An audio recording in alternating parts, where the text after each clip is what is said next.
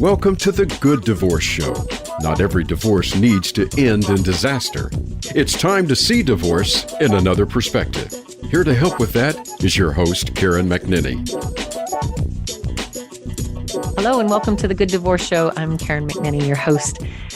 Chatting today, I'm always delighted when I can get both parents on the show to talk about their journey together. I think there are so many listeners out there in divorce, post-divorce, thinking about divorce, who can't even imagine sitting in the same room with their soon-to-be or ex-spouse, let alone sharing in a conversation about how their journey together as co-parents has been.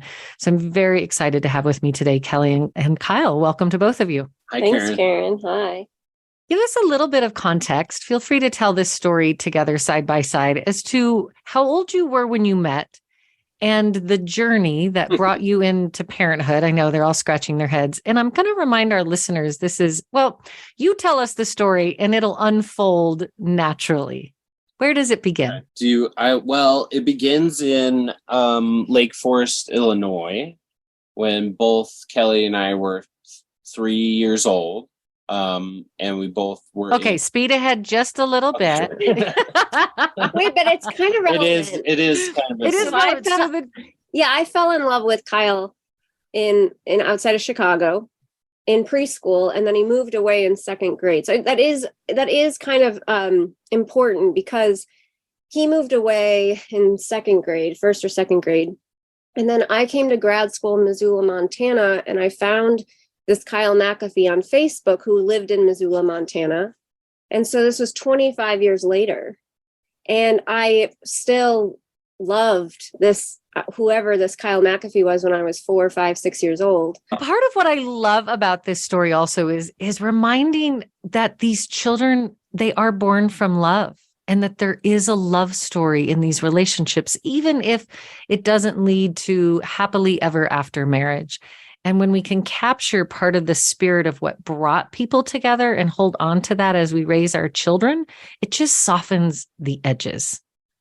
So here you are in your 20s, late 20s, 30s. We were both in our early 30s when we reconnected. Yeah. When you reconnected and then you find yourself pregnant, what were the initial thoughts and intention for your relationship and for this new budding family? We were okay with not having kids. It was actually kind of more leaning toward not having kids. And so that's is ironic, the right word there. When I found out I was pregnant, it was like a no doubt I'm having this kid. And like, I remember exactly where I was. And then that day, the day was so bright, like all the colors were really vibrant. It was like the clearest thing Kyle knows I changed my mind a lot, or at least in my 20s I did. And I was really fickle. And that was like the clearest thing that had ever happened to me at that point, that like, without a doubt, I was going to have this baby. Now, how involved Kyle was going to be at that point and what our relationship was going to look like, no, that was not clear. And yet I wasn't afraid of telling Kyle and I wasn't surprised when Kyle was supportive, so yeah, it was there's no doubt that we would have this kid and figure it out, And along came baby Charlotte and you began to figure it out. What did you figure out and how did it change over time? There were aspects of it where like I wasn't stepping up to like be there all the time for her in pregnancy. I think I was very much of the mind, like if she's in pain, if she needs anything, I'll do that. But I'm going to keep kind of doing my thing. And I can't wait for the baby to come. I'll be there in whatever capacity, it's not like it was like a total, but no, I was definitely not the classic, like doting partner for a pregnant person in an emotional way, in a like stuff around the house way. So I'm sure that was hard. Were you living together at this time? Not right away during the pregnancy, but like 4 months in, we moved in together into her small apartment and then moved into another place where Charlotte was born later. So yeah, it was really like the 3 months leading up to the birth, 4 months leading up to the birth that we started living together. Yeah. Mm-hmm. Which of course I thought would help. And then it almost made it worse, because then I was like, but we live together and he's not here. And so it was hard. It was hard, but I think it would have been hard no matter what, So, and looking back on it now, I can totally understand more about Kyle and where he was coming from. And, but yeah, I won't lie. I think that was the hardest part about being pregnant. And obviously parents go through this. You don't get to focus on what your relationship is as much as, or it just totally shifts to what that looks like. So, and we hadn't had ample time to kind of figure it out beforehand. So was there conversation about marriage, or what was the conversation about marriage? Yeah. I remember talking about it. I remember you had some idea maybe that you shared. I don't know if you're like specifically talking about, and correct me if I'm wrong, but this is my memory of you saying like, I could really see us getting married in 3 years, Charlotte being a flower girl, and like giving time to have this baby, and then seeing how our relationship would grow, and then maybe getting married. And that was reassuring, because then I was like, oh, he's open to that idea. Again, I didn't think I'd get married. I don't know. It just wasn't like, even now, like, just marriage is like, what does that mean? So I think, I mean, I know I'm married, but like, which comes in the after. But at that time, especially, like, marriage wasn't, we're lucky to live in this time where it's okay to have a kid without being married. I mean, that is really the saving grace of all of this. Had we had any pressure from our families to get married, I think we would be really unhappy. Yeah, it'd be a way worse situation. Yeah, probably. I think we'd be really unhappy. Or there would have been really deep, dark years that we barely survived to get to. But yeah, instead, I got to live my deep, dark years separately, and Kelly got to live healthily, and now we're in a pretty good spot. So what was the question? Yeah. Well, marriage. Here you are on the Good Divorce Show, and it's become clear to me and our listeners, you didn't actually have a marriage. But in terms of legal and exchanging of vows, but you did move in together. You did have a child. And for about 1.5 years, you were under one roof. Mm-hmm. And then there was a formidable walk one day, talking with one another. What occurred in the decision-making from maybe in 3 years we'll get divorced and our daughter will be our flower girl to married. Or yes, thank you. Married. She'll be the flower girl. The flower girl at the divorce. That's a whole different kind of paradigm. I like that. Yeah, that's wonderful. Maybe we should be having more ritual around divorce rather than it being in the shadows and in the shame and only in the courtyard. And we have guests on the show who talk about their celebration and their ritualizing of their ending and their completion. Yeah. So how did that go down for the two of you?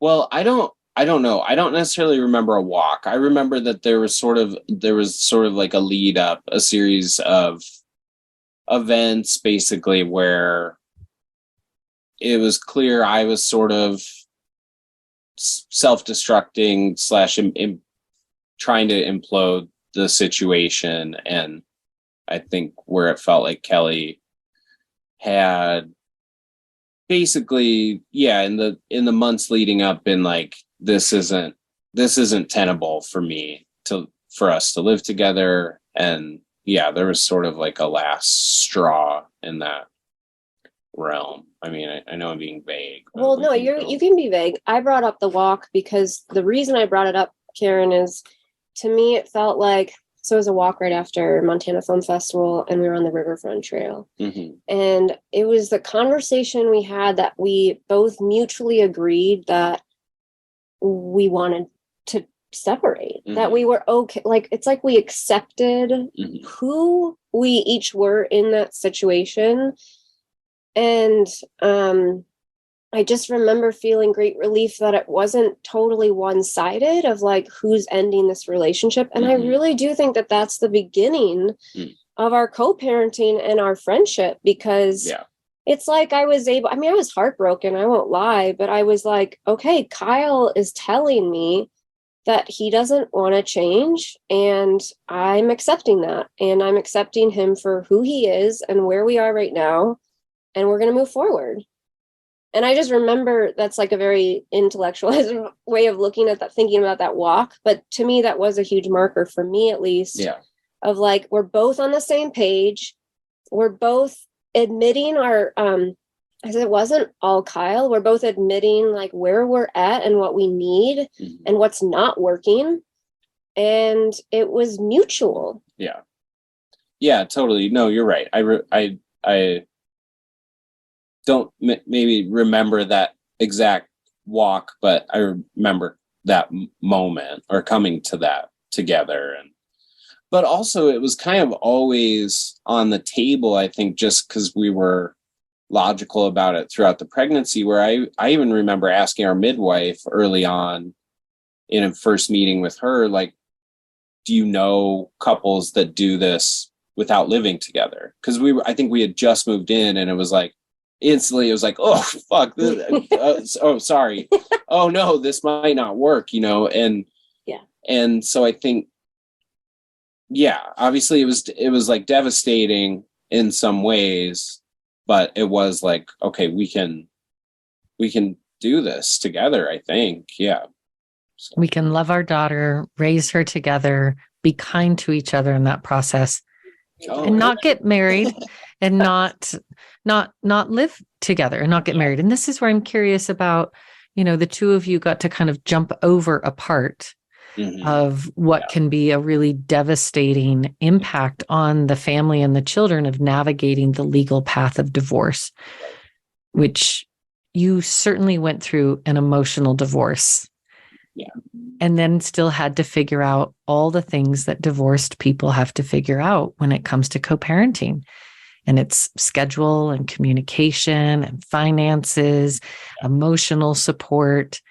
And sometimes, even in the best of conditions, that can still be a heartbreaking journey as we begin to divide and conquer our children's time. Yeah. Mm-hmm. Well, and I think, like you said, the shoot, now I just lost the thought in my head. That we got to skip over a part. I think that's very right in that, and maybe sort of makes us a unique source of like advice or insight, because, and unique in that it's not going to apply to everyone, because, right, like we didn't have the big background of, either a really great relationship to look back on and be like, oh, but that's how it used to be, I wish it was still like that. We didn't have that, but we also didn't have the groundwork of vitriol and pain and, horrible stuff. So like when we got to that point and we were like, okay, this isn't going to work, we weren't stepping out of a huge jungle. It was more like a tangle of like wires, it was like, it wasn't such a huge task to remove from that, I think, because it wasn't so storied and thick with bad and good. Interesting perspective, and definitely different, and one we want to hear more about when we come back from the break. We're going to continue our conversation with Kelly and Kyle, successful co-parents existing beyond the marriage and divorce paradigm, but with lessons to teach us of how we can do the very best as we connect and communicate with one another on behalf of our children. Stay tuned.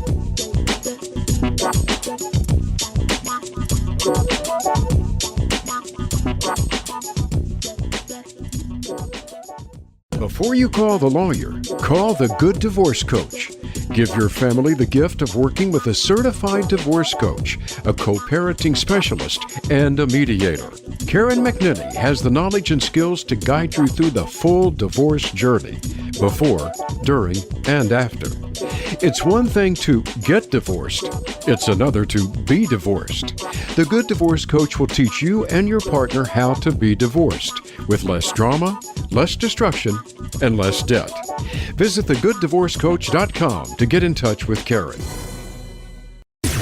Voice America programs are now available on your favorite connected device, including Amazon, Alexa, and Google Home. Through streams with Apple Podcasts, TuneIn, and iHeartRadio, listening to your favorite show is as easy as saying the show name followed by the word podcast. Hey, Alexa, play Finding Your Frequency podcast. If that doesn't work, try adding on TuneIn or on iHeartRadio or on Apple Podcasts.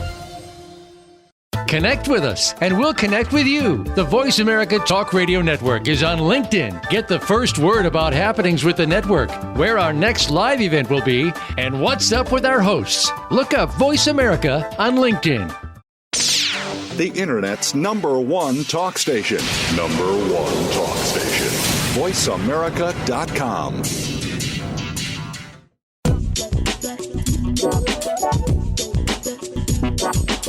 Welcome back to the Good Divorce Show with Karen McNinney. Have a question for Karen or her guests? Join us on the show at 866-472-5788. That's 866-472-5788. Now, back to the show with Karen. Welcome back. Karen McNinney here, helping you to find your path to the good divorce. Today, we're chatting with Kelly and Kyle, co-parents, unmarried, never divorced, and yet, even in the invisible sense, as soon as you bring children into this life, there is a marriage of DNA and a relationship that is a forever relationship. You will go on and share graduations and ballet concerts, funerals and weddings, all, even grandbabies, right? Those will be shared experiences for the two of you through your daughter, Charlotte, who is currently 7. And we've just caught up with Kyle and Kelly in their recognition that they were not going to live together, but they were going to raise this child together. And at the time you made that decision, Charlotte was quite young, 18 months old. Yes. Yeah. And so one of the first decisions that co-parents have to start working with is, how are we going to schedule our child's life? What feels appropriate to their age and to our lifestyle? How did you navigate those decisions, and how have they changed over the last 7 years, if at all? Go ahead. Well, I think the biggest piece, some people might recognize that 18 months as a kind of the first time I would consider taking Charlotte off, that I stopped breastfeeding her. It felt like the healthiest time for us. She was ready. I probably could have kept breastfeeding for a little while, but it really did feel like a natural time. And so therefore it felt like a natural time to split households, which I think is exactly about when we did. Yeah, for sure. Yeah, I think when we made the call, Kelly was like, okay, I'm weaning her off, and so that we can make this work. And then I think right away we just knew with what our work schedules were and kind of how we already were handling parenting, as far as when the other person had obligations. Like I had a job and then Kelly had, it just worked out where we could do it one half of the week, do our work life, and then the other half of the week be committed to being available for childcare stuff. You know, obviously when we lived together, there were times when we would all be together, but this would just be that without that, basically. So, yeah, we just decided we were going to split the week in half, which also was like a co-parenting arrangement this comedian who I really liked had openly talked about. And I was like, that just sounds so good to split the week in half, because you don't have to go too long without seeing them. And you also aren't carrying a big load, especially when she was 1.5, 2, where you're going 10 days in a row, which you can burn out as a solo parent with a toddler, I think. Absolutely. Like, not even a think. That's a truth, Kyle. Yeah. Those little ones can run you hard. And Kelly, how was that adjustment for you again emotionally, beginning to wean your daughter, they're young, not having, the bedtimes and the storytelling and the morning snuggles, for both of you shifting into that two household, which I think maybe when I even think for myself and other families I talk to, that's one part grief. And then there's also relief. There is some time, and sometimes we're shy about talking about the respite, which all intact families, I would encourage to find respite for both parents on a regular basis. And when we live in two homes, it kind of gets baked into the bread automatically. What was that journey like for you, Kelly? To be honest, it's so long ago now. I do remember absolutely missing Charlotte. For sure. And yet I think I remember respite more. And I knew pretty quickly that I wasn't a full-time mom. I knew I liked having time to myself and to still be working and be creative. And I truly believe that does not mean I love Charlotte any less than parents who are there full-time. But I think Charlotte's a very physical child. So she was extremely attached to me, not just when she was breastfeeding, but also just like in general. She always she was always touching my boob.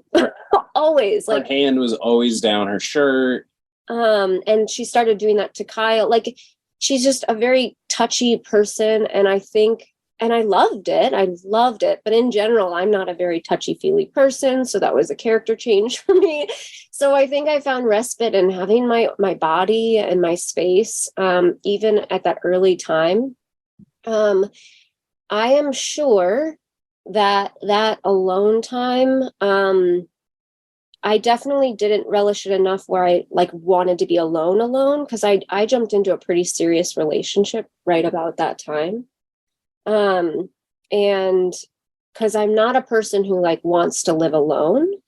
So that's interesting. And I'll have to think a little bit more on the timing of that. And Kyle might have some insight on that as well. But as far as Charlotte goes, I definitely missed her. And I think the hardest part was she's still so young and she's still so attached to mom, and Kyle can probably speak to this, but it did feel a bit challenging when we had to do the switch. For her, maybe. Transitions can be disruptive. Yeah, absolutely. I think there were times, honestly, the earlier switches where she was 1.5, there was less cognition on her part, what was going on. So those weren't brutal, but I think a little bit later, a year when she was in that 2 to 3 age, those were kind of the worst transitions.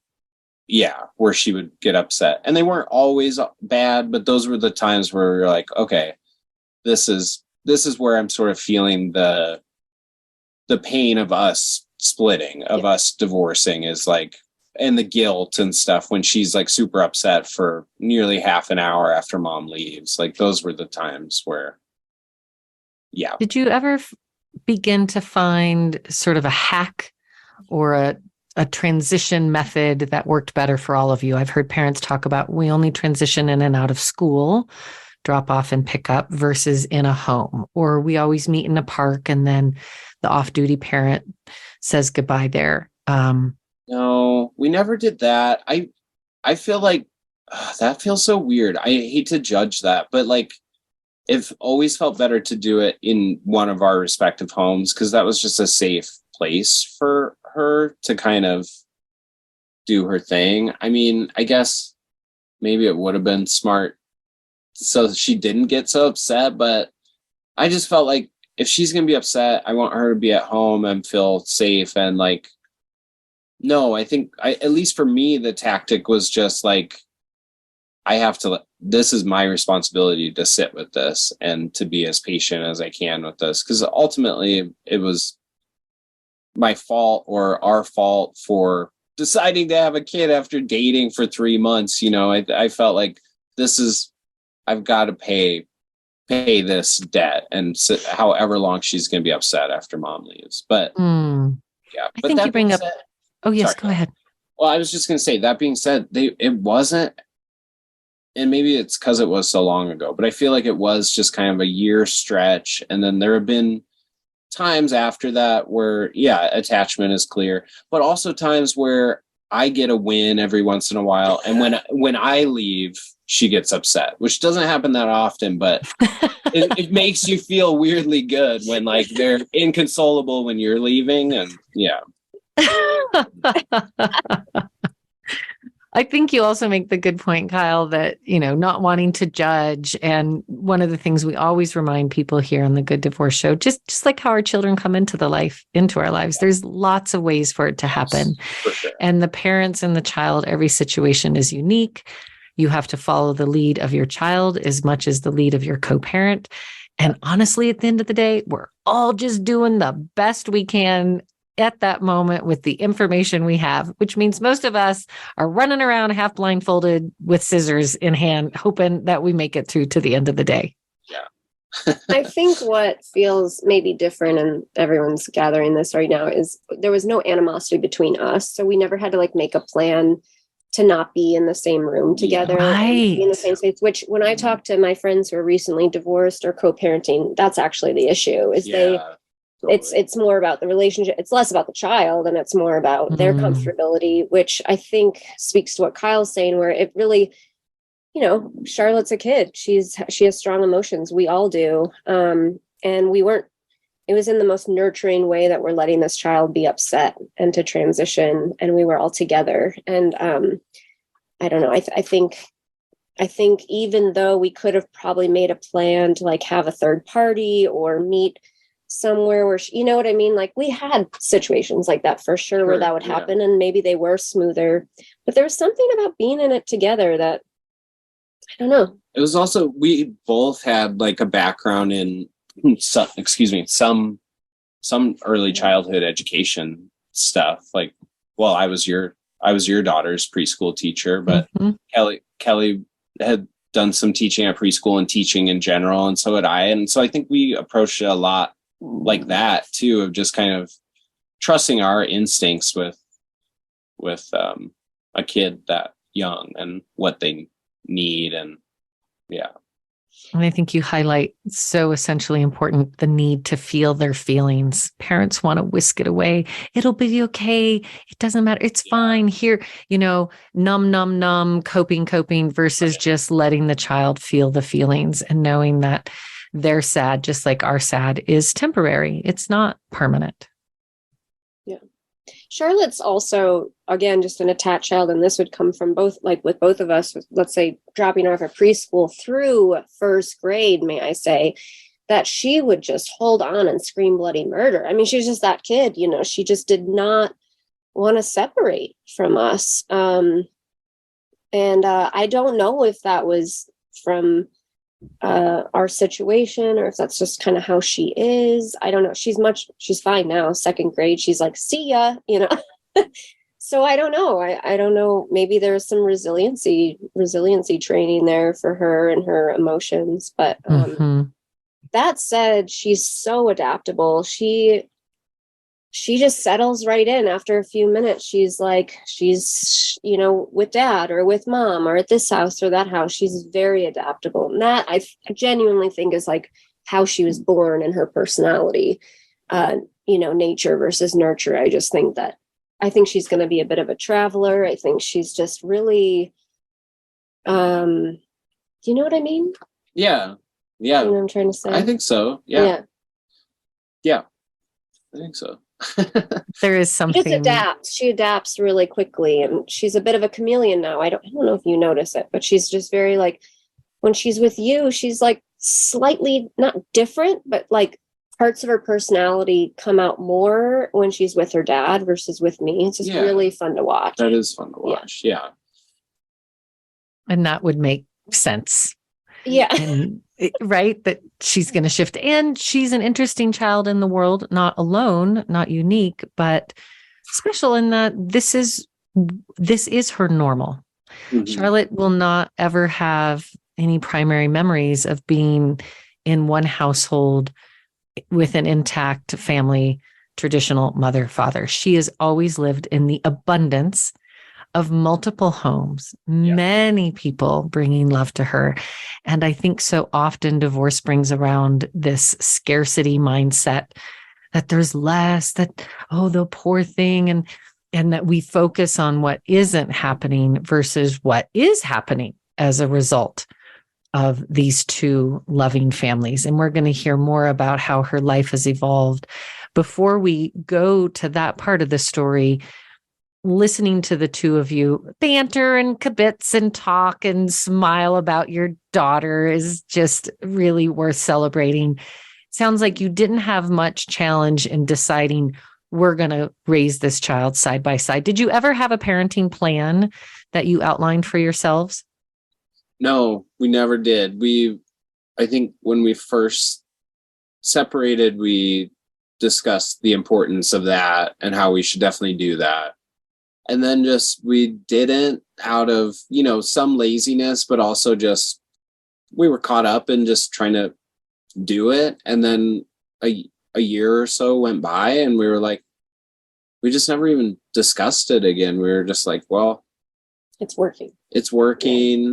And I think we were lucky that there were no big clashes over anything. And we were always kind of on the same page over big like schedule stuff, or just even holidays. We never fought over that.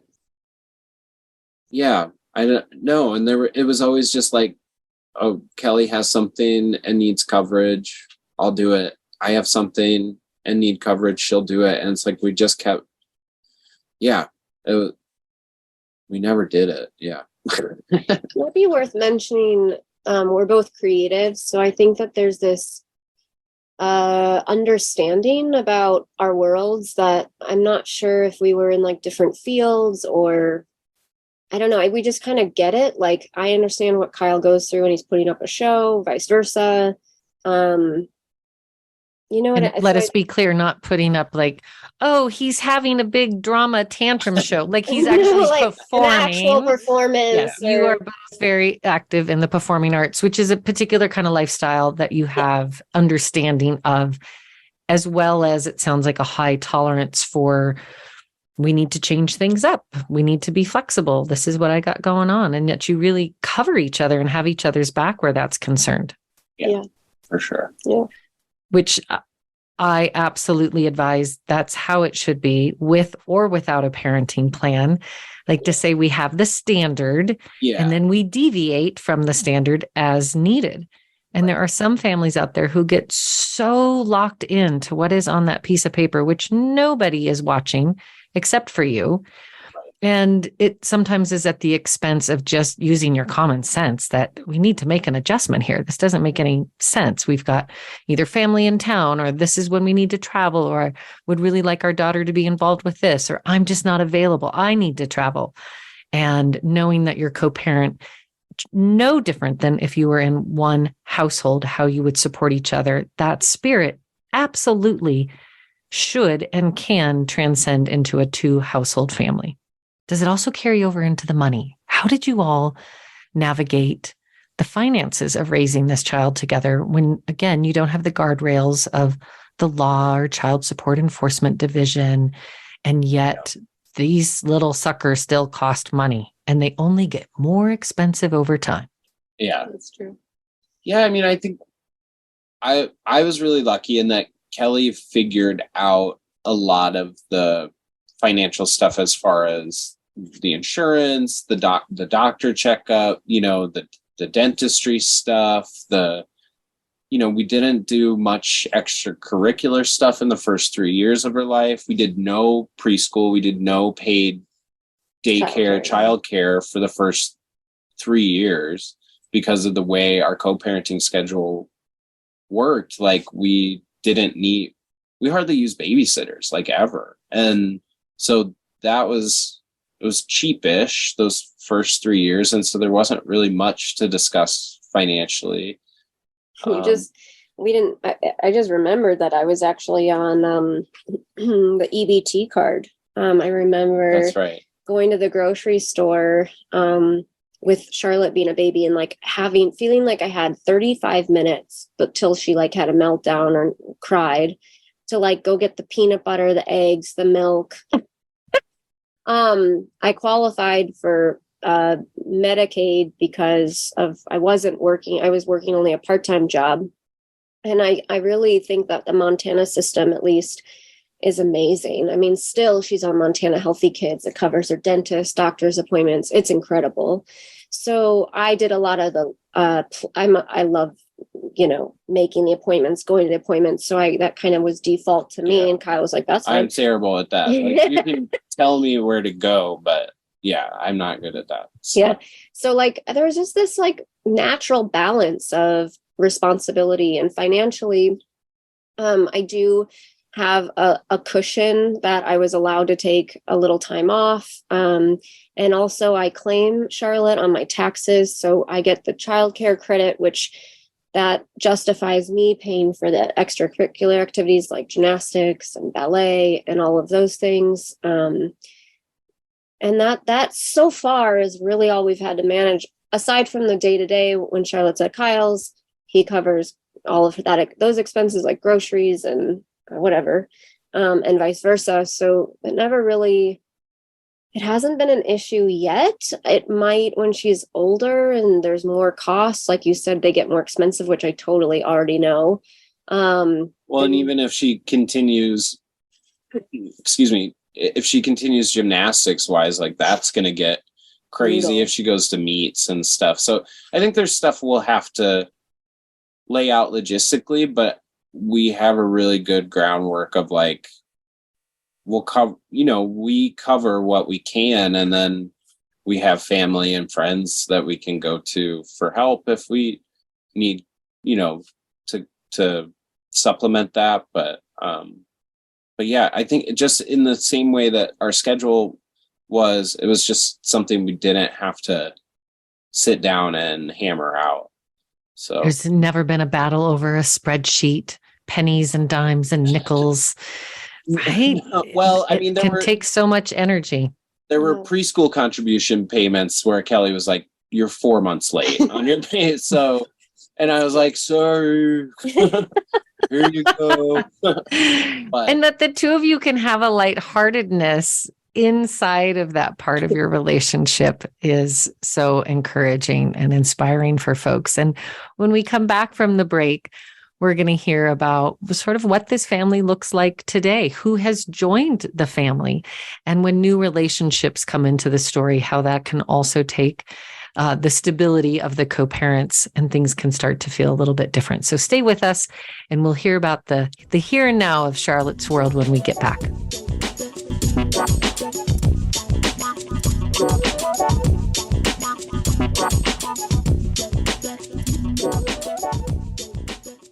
Before you call the lawyer, call the Good Divorce Coach. Give your family the gift of working with a certified divorce coach, a co-parenting specialist, and a mediator. Karen McNinney has the knowledge and skills to guide you through the full divorce journey, before, during, and after. It's one thing to get divorced. It's another to be divorced. The Good Divorce Coach will teach you and your partner how to be divorced with less drama, less destruction, and less debt. Visit thegooddivorcecoach.com to get in touch with Karen.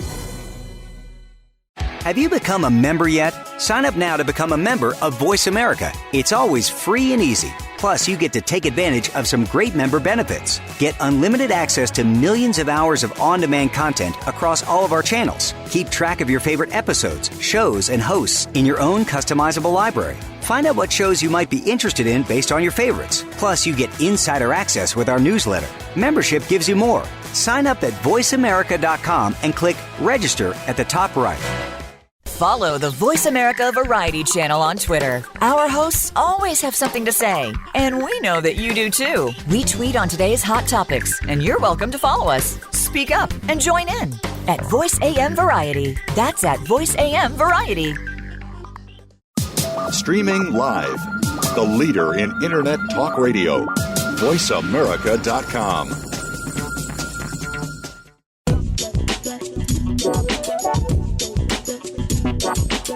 Welcome back to the Good Divorce Show with Karen McNinney. Have a question for Karen or her guests? Join us on the show at 866-472-5788. That's 866-472-5788. Now, back to the show with Karen. Welcome back to the Good Divorce Show. Chatting today with Kelly and Kyle, co-parents to Charlotte. And this is a journey unique in that there was not a formal marriage. Therefore, there was not a legal divorce. But we all know if you're sharing a baby, you're sharing a life. So how do we do that in a mindful, intentional way? Kyle and Kelly have found a path over the last 7 years of their daughter's life to support each other and respect, to laugh and celebrate. Well, one of the things that many separated couples have to navigate is the arrival of new partners and new individuals. And that can happen at different times, under different circumstances. But at the very least, I think we can all agree that it is not to be understated that it is a significant shift for the whole family unit. So when and how did new partners start showing up? And what was the impact in the introduction with Charlotte? Kelly, maybe you should start. She did. She did. She was the starter of the new partnership. It's funny. I kind of marked this time after I split up because I opted to leave. So it was really quite soon after we broke up. Like, is that how you remember it, Kyle? Yes, yeah. I'm pretty sure I had coffee with Mike in November or December. And we broke up. We really officially kind of broke up in October, late October. That was fine with me, honestly, that they started dating pretty much right away, like the next week after we were officially split. But yeah, but no, I never honestly had an issue with Paul. Here, can I tell you what I think you had an issue with? And then you can say if this is true. Sure. I think Kyle had an issue with Charlotte's exposure to Mike. So like, he was and fine. Mike is the now current husband, just to be clear. So Mike is the new guy on the scene. Yes. Yeah. Fine dating, but Charlotte got quickly involved in the story. Continue with your theory, that's Kelly. What I feel like this was our first pretty significant speed bump and it came early on, of course, but just like in terms of, okay, this could go two different ways. And I think there were a lot of feelings and I think we navigated them really well. And in the moment, I felt a little bit like, why is he getting so upset? Like, this is none of his business. And yet now, in retrospect, I'm like, oh, of course, I totally understand. So it got a little heated. Yeah, I think what it was, you always wanted to have a partner in your life, and I think honestly, I've sort of fought against that my whole life. So I think that was part of it. But yes, she was so young. She was a year and a half, and being exposed to another male figure, I was like, she might even get confused who her dad is, Yeah. And like she gets up from a nap and he's there. And I'm like, no, I don't want that to be happening right now. Mm-hmm. Kelly proposed them moving in together pretty quickly after they started dating. So they had only dated for like maybe 2 months, 3 months. And she was like, I think we're going to move in together really soon. And that was the point where I was like, we need to pump the brakes. I'm like, can you please hold off a bit longer for these reasons, copping to like my emotional entanglement about it. Like she said, it's mostly about Charlotte's exposure, but there was still some like, I think some jealousy and some attachment to Kelly then because it was still so fresh. And, I had he was saved in my phone as douchebag for a couple of years. If I'm perfectly honest. Right? True confessions, live radio. Wait. Yeah. After he started dating or before? No, when you guys started dating, I already had his number because I knew him. I already had his number, but I changed it instantly to... Wow. Okay. It all. It was like that douche or douchebag. Yeah, it was really mature, really mature this thing. But that's really funny. I don't think Mike knows that. I'll have to tell them. No, he definitely doesn't know that. Well, let's not tell him about this conversation. My goodness. That's really funny. So you did pump the brakes, Kelly. You did. He split the difference. So I was like, wait 6 months. She waited another 3.5.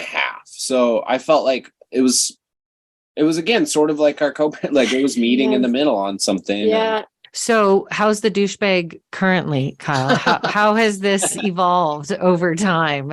Oh, I love Because I think that fear of being replaced is very real. And I'm so grateful for you speaking transparently. Well, yeah. And I think like I got lucky in a few ways in that, you know, I do love Mike, and he made it pretty clear early on without us having to have a conversation that he didn't have an interest in replacing or being like a father on that level. So I didn't feel like my toes were stepped on in that way at all, which was great. But yeah, I think there was a fear going in, you know, okay, she's with a more successful, you know, person than me who has his life more together. And this could very clearly just go to like, yeah, Kyle, you can see her once a month, but we've kind of got everything else figured out. Thanks. You know, that was a fear in there. We all get together. Yes. Tell me about the family and how you all gather and what that feels like. And for the people out there thinking, oh my gosh, I cannot imagine, or the awkwardness. Yeah, it sounds really cringeworthy, like that we go on vacations together as like my partner, Kelly, her husband, Kelly's stepdaughter, Charlotte.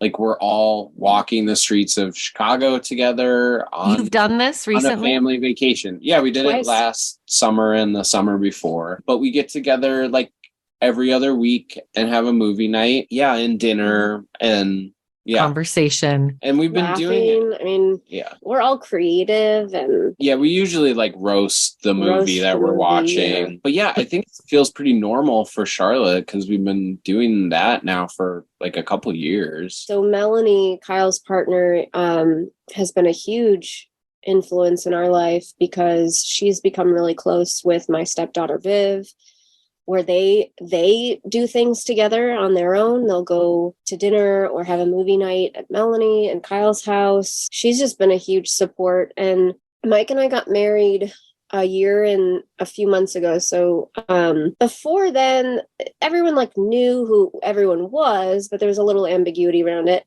And for some reason, the marriage and the formalization of that marriage gave a permission to Charlotte and to the girls to like call each other sisters, and then also calling Mike's stepdad and Melanie's stepmom.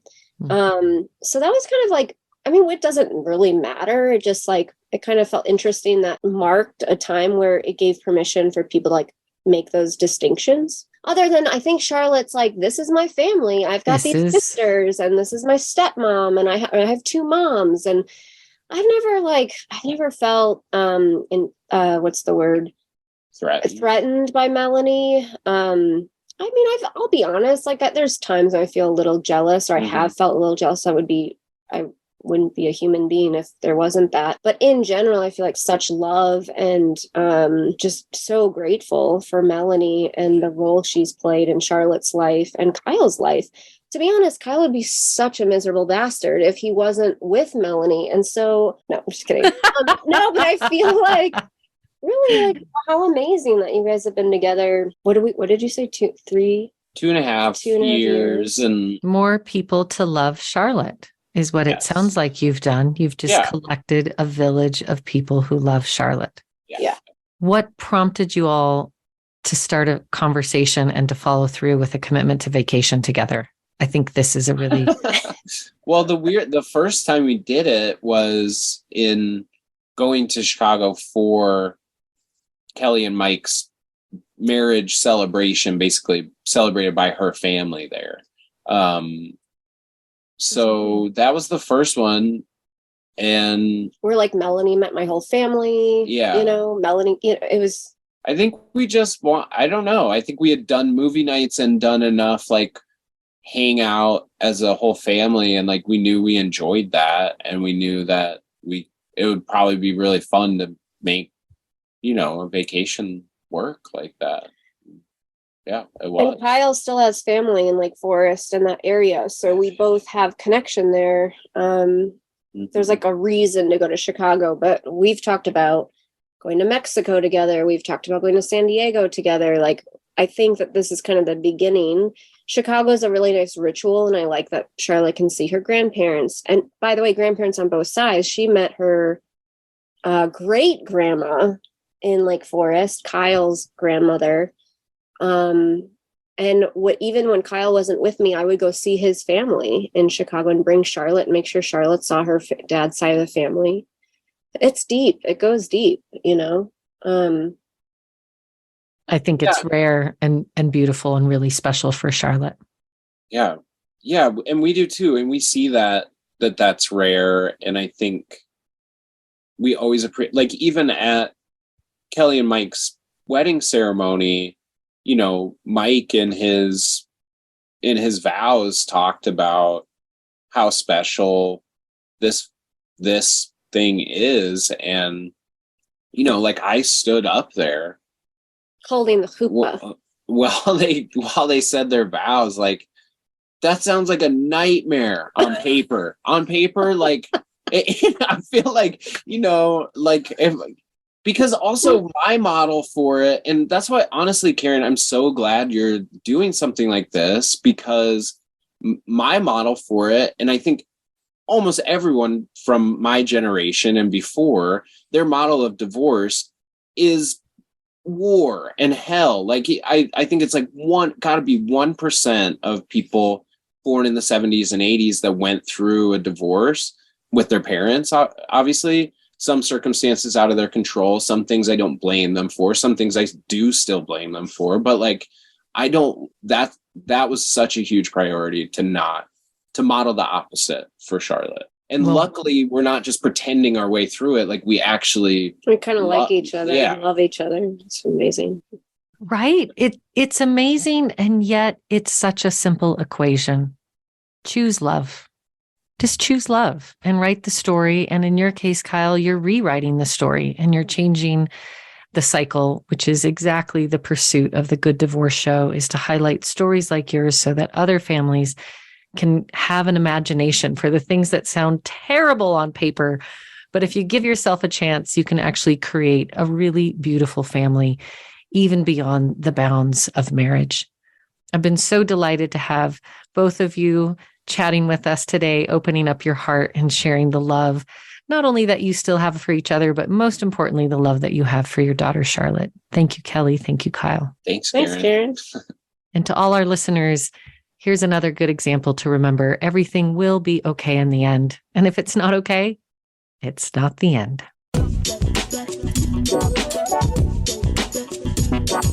Thanks for listening to today's episode of The Good Divorce Show. We hope today's episode has helped you find a kinder, more sensible, and less expensive path through the divorce journey. Until we talk again, have a beautiful week.